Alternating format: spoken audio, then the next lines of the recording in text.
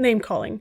Instead of arguing against an idea, you attack the person holding it. Give them a label, stupid, radical, out of touch, extremist, and the audience stops evaluating the argument. The label does the work instead. Glittering generalities. Words that sound meaningful but commit to nothing. New and improved, all natural, the future starts here. They trigger positive feelings without making a single verifiable claim. Transfer. You place your product or idea next to something the audience already respects. A supplement brand uses a doctor in a white coat. A car commercial films in a national park. Nothing is said out loud, but the association does the work quietly and subconsciously. Card stacking. You present only the evidence that supports your side. Cigarette ads in 1950s featured lists of doctors who smoked, testimonials about smooth taste, but zero mention of the cancer research. Bandwagon. America's favorite. Join millions of others. Everybody's doing it. You're not being asked to evaluate the product. You're being asked to avoid being the only one who didn't. Fear appeal. Create anxiety, then offer the solution. Home security ads show unlocked windows at night at 2 a.m. The fear comes first, and the sale pitch comes second.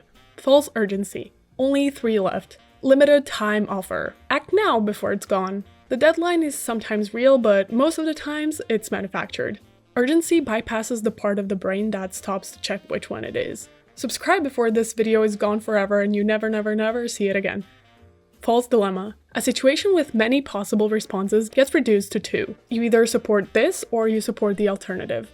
Repetition. Say something enough times and it starts to feel true. This has a name, the illusory truth effect. Studies since 1977 show repeated statements are rated as more believable even when the audience knows they're being repeated on purpose.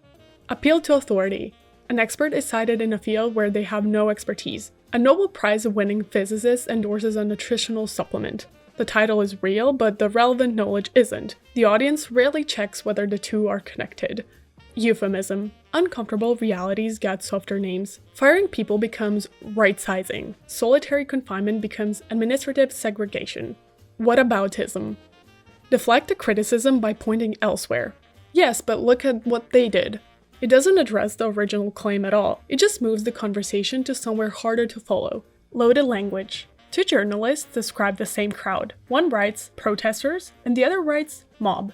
Same event and same people. The word choice already told you what to think before you got to the end of the sentence. Scapegoating. A complex problem gets a simple cause, usually a specific group.